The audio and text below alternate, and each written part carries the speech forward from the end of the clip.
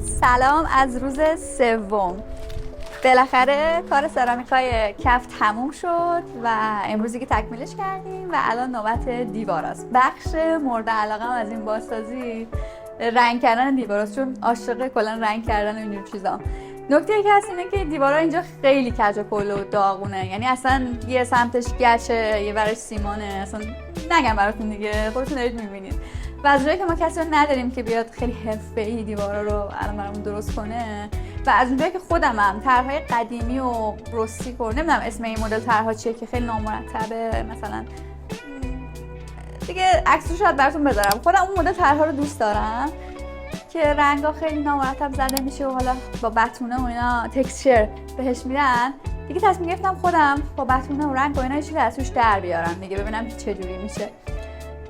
آره امروز کار دیواراست، بریم ببینیم چی میشه.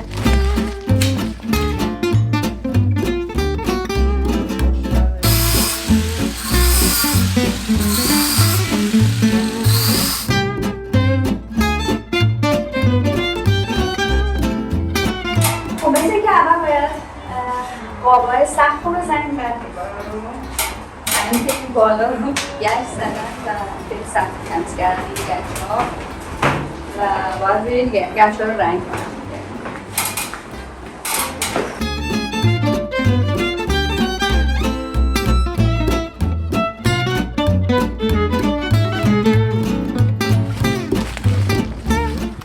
خسته شدم واقعا، ولی آسمون رو ببین.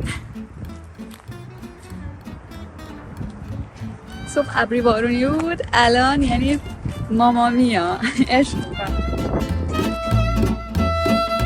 راستش الانم که خودم دارم ویدیو رو میبینم نمیدونم چجوری انقدر سریع شب میشد و خب اون روز همش درگیر زدن قابای سقف و کندن گچ‌ها و اینا بودیم و دیگه وقتی شب شد فقط تونستیم دیوارا رو بتونه کنیم و مجبوریم تا صبح صبر کنیم تا کامل خوش بشن.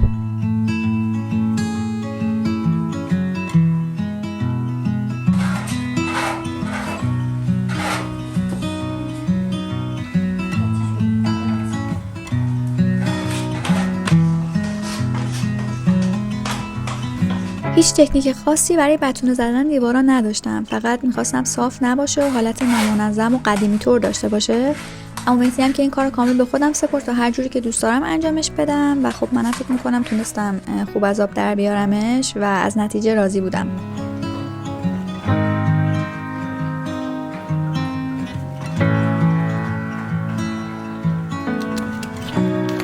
سلام، امروز روز 4. دیروز یکم ضد حال خوردیم برای اینکه وقت نشد دیوارا رو رنگ کنیم دیگه، تا سرامیکا رو تکمیل کنیم یکم هم کار سقف رو جلو بردیم، فقط وقت شد که دیوارا رو بتونه کنیم. و خب نمیدونم دیروز گفتم توی ویدیو یا نه، ولی خب دیوارا اینجا خیلی در و داغون بود و اگه می‌خواستیم درست حسابی درستش کنیم باید یکی رو می‌آوردیم سیمان کنه و کلا داستان داشت.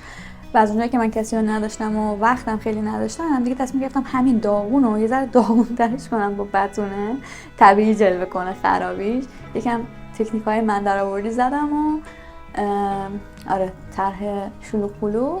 حالا بریم رنگ کنیم ببینیم که چجوری از آب در میاد و برام خوب باشه، خیلی استرسشو دارم. خوبه.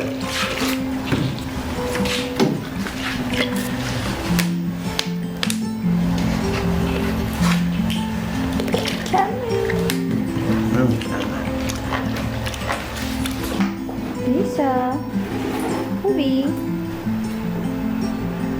همه جا هستی تو.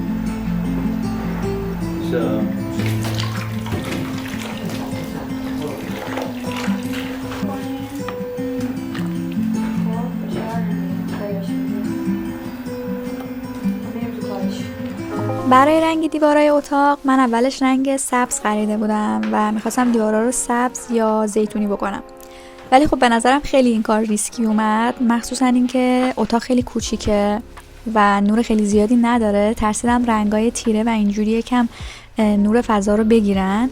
برای همین در آخر تصمیم گرفتم که رنگ روشن بزنم. یکم رنگ زرد به رنگ سفیدم اضافه کردم که اون حالت سفیدیشو بگیره و یکم کرمانند بشه. دقیقاً هم مثل استودیوی قبلیم شد، یه رنگ کرم زرد خیلی روشن در اومد. که خب توی عکس و ویدیو هم قشنگ میفته. ولی خب توی کامنت ها به هم نظرتون رو حتما بگید. اگه فکر میکنید که برای این فضا رنگای یکم تیره تر مثل سبز یا حتی آبی قشنگ میشن، به هم بگید، شاید بعدا رنگ اتاق عوض کردم.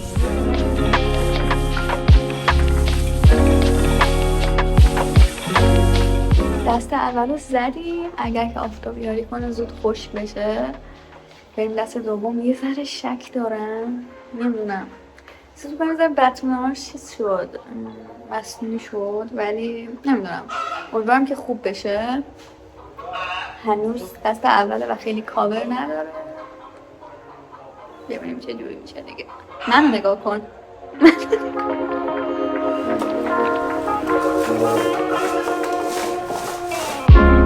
من رفته بودم که رنگ بگیرم، اومدم دیدم که یه دست دیگه زدن و چیز شده، یه ذره زردتر شده. خودم حقیقتا خواستم کرم کنم، مثلا حالت کرم توسی قهوه‌ای اینا مخلوط باشه، ولی خب همونجایی که اتاق خیلی روشن نیست و نور نداره، دیوارا اگه تیره باشه موقعی که میخوام ویدیو اینا بگیرم یه ذره ممکنه بد بشه نور رو صورتم رفلکس بشه. برای همین حالا گفتم دست بعدی رو دوباره روشن‌تر میزنیم. این دست یه ذره زردتر شده، لیمویی شد. البته اینا خشک میشه باز روشن میشه فکر کنم، ولی ببین خیلی سرد شد. باحال اشکال نداره. استودیوی قبلی من توی کرج دقیقا همینطوری شد، لیمویی، حالت یکم زرد گرفته بود. نه باحال بود ولی دوست داشتم.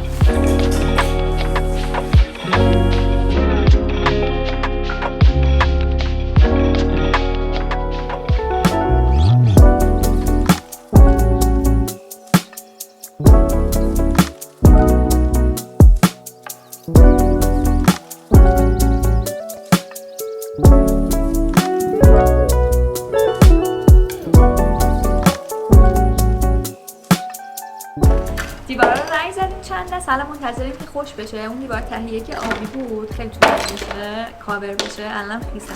دیگه گفتم این زمان بیایم پله ها و جلوی در رو درست بکنیم. خیلی به نظر خودم جذاب شد. هنوز تکمیل نشده ولی بهتون نشون بدم. روی پله ها رو سنگ کار کردیم و به نظر خودم خیلی جذاب شد. من همیشه دوست داشتم که دیوار بیرونی اتاق همینجوری سنگای بزرگ بزرگ کار شه، ولی الان که دیگه برای اینجا سنگ زدیم تصمیم گرفتیم که این ورم سنگ کنیم و برای دیوارا یه ایده دیگه باید پیدا کنم. فعلا که از این خیلی خوشم اومد برای این جلوی در و به نظر خودم خیلی خوب شد. البته هنوز تمیز نیست، تمیز بشه خیلی قشنگ‌تر میشه.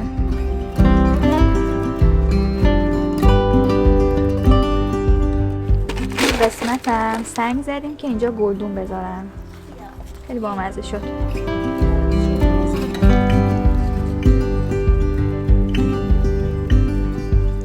ایده سنگایی که زدیم رو خیلی دوست داشتم، برای همین تصمیم گرفتیم که جلوی دیوار و جلوی پنجره رو هم سنگ بزنیم. بقیه قاب پنجره هم احتمالاً بعداً بخوام آینه کاری بکنم.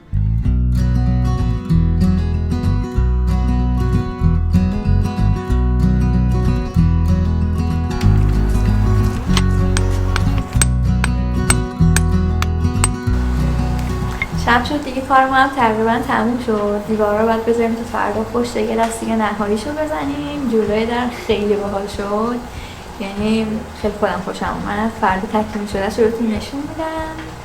دیگه سخت میشه یه سری کارهای جزئی تا امیدوارم فردا دیگه همش تکمیل بشه و بتونم وسایل رو بیارم تو. مرسی که این ویدیو رو تا اینجا تماشا کردید. بریم تا ویدیو بعدی. خداحافظ.